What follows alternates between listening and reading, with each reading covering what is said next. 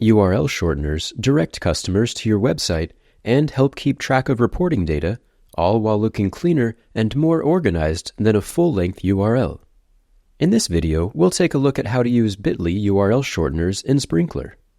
The team at Sprinklr have made the URL shortening process simple. You can even shorten a URL from within the publisher window. A shortened URL is the contraction of a long URL, and it still directs you to the required page.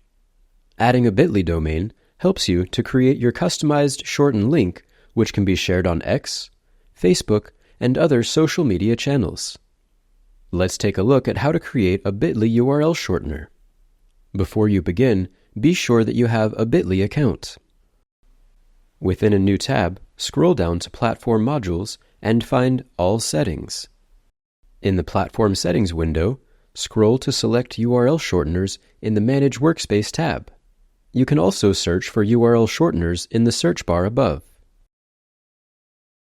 Next, in the top right corner of the URL shortener window, click Add URL Shortener.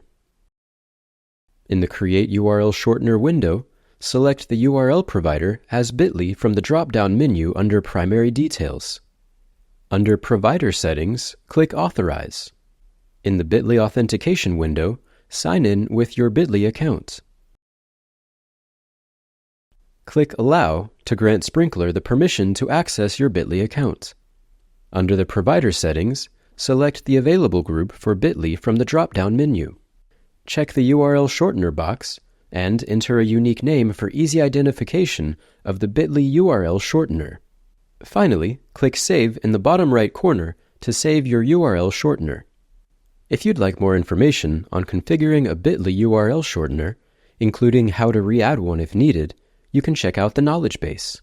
To find it, go to sprinkler.com/help and use the search bar to find what you're looking for. You've just learned about bit.ly URL shorteners and how to create them in Sprinklr.